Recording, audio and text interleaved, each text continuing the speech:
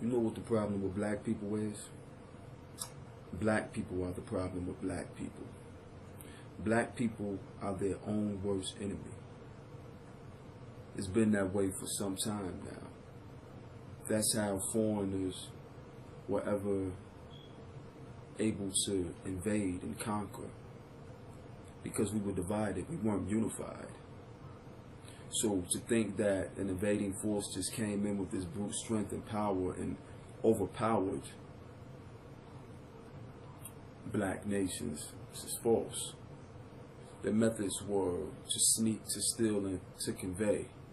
They'd play you close, pretend to be your friend, instigate wars between neighboring villages or neighboring nations, side with you while some of their counterparts or some of their business associates, whether it be known to you or not, have done the same with those neighboring nations and instigated them to go to war with their neighboring nation. And once all the chaos takes place and the destruction takes place, the aftermath, they come in and pick up the pieces. So this is nothing new. If you ask if we were so great, how did we fall? It's because of our lack of unity. The fact that we're too busy arguing and bickering with each other to really do what it takes to eliminate the oppressor's domination, or what we think to be domination over us. Because in actuality, no one can dominate you unless you allow them to dominate you. No one can control you unless you allow them to control you. No one can enslave you unless you allow them to enslave you. But again, the issue isn't that white people hate black people. The issue is that black people hate black people. They hate each other. They hate to unify with each other, the thought of unifying with each other. It's almost like they'll do it out of desperation, but soon as the opportunity presents itself to switch sides or to cross over, they do so. You see, when Black Wall Street was terrorized, bombed, and attacked, it was able to be rebuilt, but the issue was this integration tactic that was used by the government. It wasn't because they had humanity and felt that everyone should live in equality. No, it's because they needed those dollars. See, it was all about finance. It's all about money. Black Wall Street tapped into their pockets. It devastated their economy. If it wasn't for the destruction of Black Wall Street, their stock market would have crashed a lot sooner.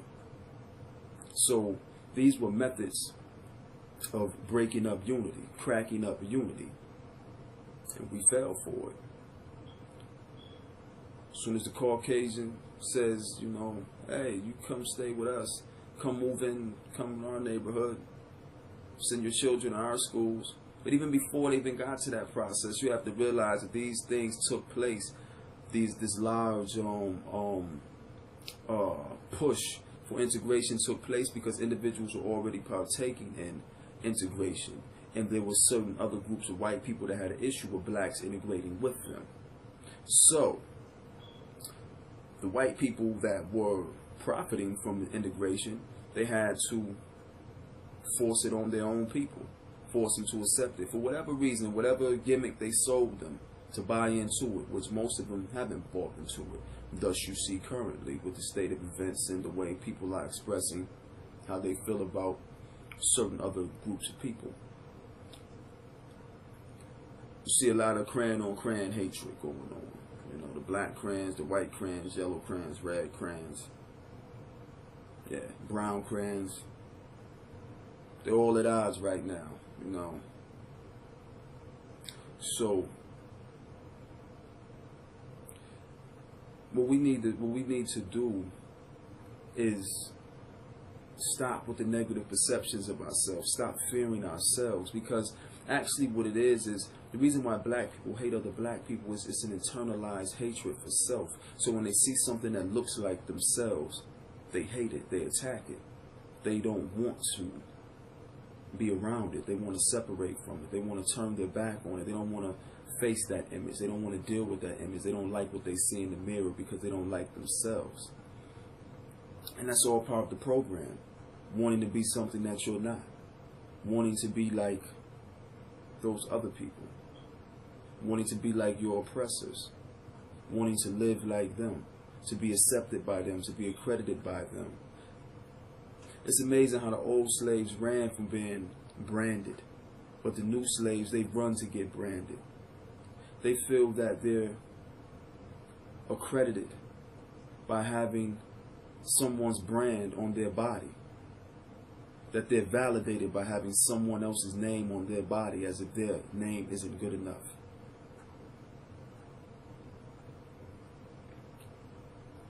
See, the issue isn't that white people are keeping black people down. The issue is that black people are keeping black people down.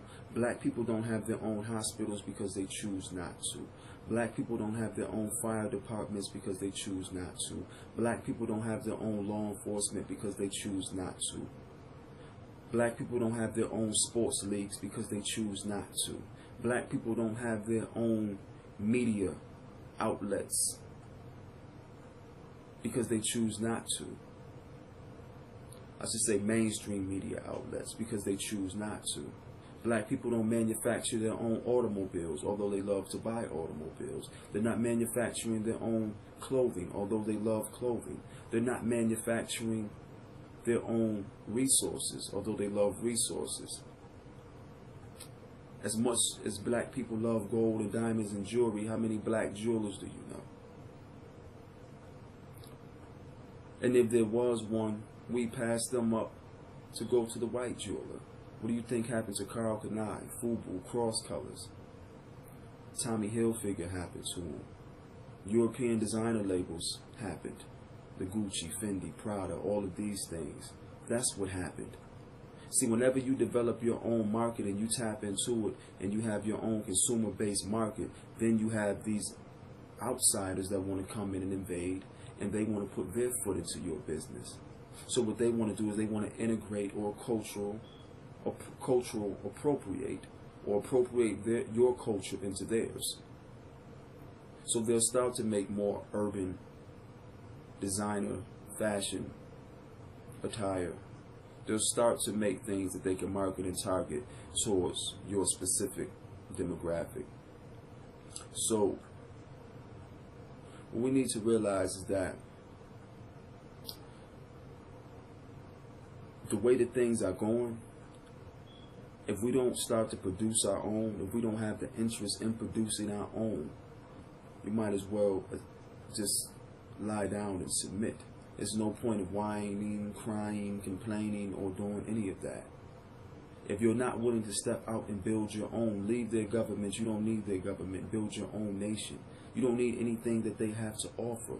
Provide for yourselves. But that would mean you would have to aggregate. You would have to unify and come together and do for self. Well, what's so bad about that? It's only as complicated as we make it. It's only as difficult as we make it. We choose to be in the situation that we're in because we like to play ignorant. We like to play stupid. We like to play dumb, like we don't know any better. We'll complain about, the white man's system or the system, but then turn right around and support it. You hate the politics, but you love the entertainment. Most of you are complaining about what's going on, what's happening to black people in the United States, but you're all going to turn around Sunday and indulge in Super Bowl and all of the Super Bowl attractions and the attractions that come along with the Super Bowl, the commercial, the advertisements, different things like that. They're going to congregate, get together, eat a bunch of toxic substances disguised as food, drink a bunch of fermented grains or whatever other chemicals that you choose to indulge in, and you're going to support their government sports league that is based on land grab, oppression, theft, and domination of the original people of the region. Do you know that most of these stadiums are built on Indian burial grounds?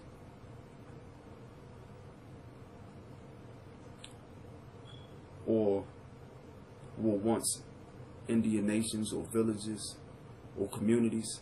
That's where they build a lot of these big stadiums at. It's really a slap in your face, a slap in the face to your ancestors. But then also you have the black athletes that choose to continue to be race traders. And the reason why I say that is because we used to have our own sports leagues. We abandoned those leagues to go play for other people's leagues. Why? Because who would watch sports without black athletes? The white sports leagues aren't as entertaining. They'd be boring. If all of the black athletes stopped playing today, you probably stop watching their sports tomorrow. So again, it was all about money, not about humanity or equality. It was a business move. And those black athletes sold out. And when they sold out and crossed over, those black leagues were lost. And that was a deficit or a loss to the black economy. Same with the lotto. You invent the lotto system, they make it illegal, they take it, they produce it or reproduce it, give it to you, and you buy into it and you play their lotto like you didn't invent it. So now you're buying back into something that was stolen from you to begin with.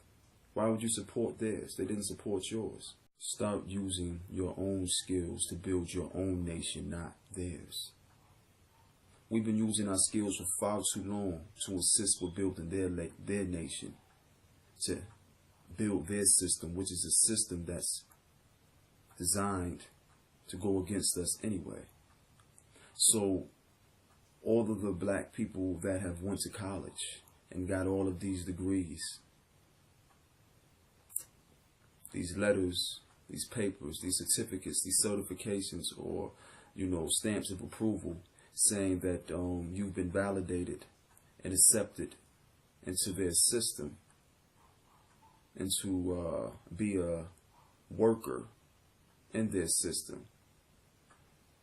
How does that benefit black people? How has that benefited black people collectively? You think with all of these college graduates, all these people with degrees, all of these skills, all of this intelligence, all of this know-how, that they bring it back and build up and help lift up their own people. But no, they take their skills and they go and assist other people.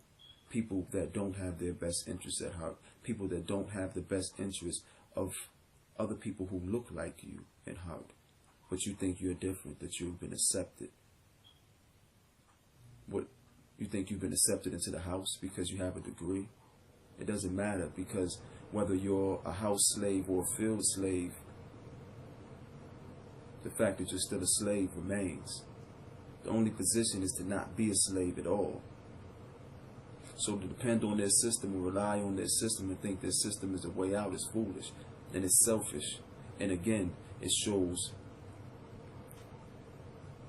these illusions of inclusion, thinking that if we just talk a certain way, dress a certain way, look a certain way, act a certain way, that we'll be accepted, that everything will be okay. Doesn't matter. Because you wear a suit and tie. You're tied in suit. A tie is just a leash hanging from the front. It basically symbolizes that you're trained so well that I don't even have to turn around, turn the leash and hold you to walk you. You're obedient enough to walk without me holding this leash. But it could just hang and dangle around your neck. That's a well-trained slave. One that stays in suit on his own. One that stays tied in suit on his own, obedient. You don't have to tug his leash. Although it's there, you don't have to use it. All of the black athletes and entertainers, what have they brought back to building up their nation, or building up a nation for their own, or investing in their own? A few little handouts here and there, charities here and there, to government approved charities. which most likely all have 501c3s and go by the government or ran by the government anyway. The government has their hand in it anyway. So it's still going back to them.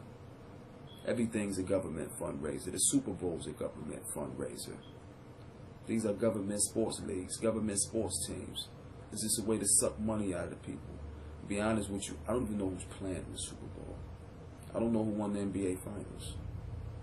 I don't know who won the Super Bowl last year. I don't keep up with shit like that.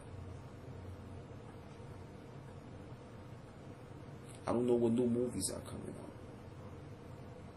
I don't know what's going on in the media, what's trending. Because I don't keep up with that shit. I don't give it my attention. It's not worth my attention. Why would I pay something or pay into something that's not worth it or has no worth? You know, so when I talk about detaching, I'm talking about we really have to do some detaching. You know, we really have to get our shit together. We can't keep blaming can't keep blaming white people. You know, at some point we have to come together and we have to be accountable and responsible for ourselves, and we have to do what's necessary to uplift ourselves. You can't depend on the hand that pushed you down to give you a hand to help you back up. That's insane. That's a revolving door, an ongoing cycle that's been going on for how long now? And that's the revolution, the revolving, the going in the circle. It's time for the evolution, the evolving, the ascension, the rising, the resurrection, the insurrection and the resurrection. You talk about biblical exodus. It's actually time for a literal exodus. We need to move, separate from these people, go back to nature, go back to what they call a country, go back to natural environments, away from the toxic telephone wires and cable poles and all of the other toxic concretes and chemicals that are inside of the city, the pollution, the noise pollution, the exhaust pollution, the air pollution. Go to a cleaner environment. You'll be able to think more cleaner, more clearer. You know, stand in this concrete kryptonite, you'll never be Superman. You'll never perform with optimal capability. You'll never be super in this kryptonite, this concrete kryptonite. See, the concrete was our kryptonite. It killed our electricity. It killed our connection to nature, to the universe, whatever you want to call it, to the divine, to the essence. And this is also why we suffer, because we buy into their illusions and feed into their illusions, continuing to give them life, because we don't want to come back to nature. We want to live like the unnaturals and continue to be unnatural. And before closing, I know some of you thinking like, oh, nobody wants to go back to living in nature and living in huts and straw houses. Who said you had to live in huts and straw houses? See, that's a perception that the European has given you. See, when we talk like that, that's thinking through the European brain. When we view things that way, that's looking through the European lens. When we hear things that way, that's listening to the European ear. We must cut that out. We have to eliminate the European. We have to eliminate the European inside of ourselves. We have to eliminate the cracker inside of ourselves. Again, Europe, look up the etymology. It is the land without sun. The land without sun. It is set, the dark continent, void of sunlight, void of life. That's why it's so cold. Coldness, the feeling of coldness is life escaping from your body. Warmth, the feeling of heat, is life entering into your body. Europe is your lower self. Africa is your highest self. Africa deals with the sun, means always sunny, the land that has no shade. The sun at its highest point. So to be an African is to be your highest self, and to be a European is to be your lowest self. Again, see, I don't get into the color games. We're not going to play crayon games. Now, for the sake of conveying a message, I'll use terms like black and white or European or more or what have you. But we're not limited to these things. These are just for conveying purposes. So we don't want to get caught up on those semantics because of certain words that were used. We have to think beyond that and stop using these as excuses to sabotage our ascension, because we're stagnating our own progress by doing these things. We have to stop supporting our own oppression. We have to stop feeding this system. Everything that this system asks you to do the opposite. Everything that it requests, everything that it has designed to be a normal part of the program, go against it. See, me personally, I never made a good slave. I'm rebellious by nature. Oh, some of you are eager to book a job, book of Job, book of Job. Job and Job are spelled the same way. See, some of these things subliminally program you to endure suffering, labor. The trials of Job are the trials you face on a job. Week out to week in, week in, week out. Days of the week is the days of the week. So,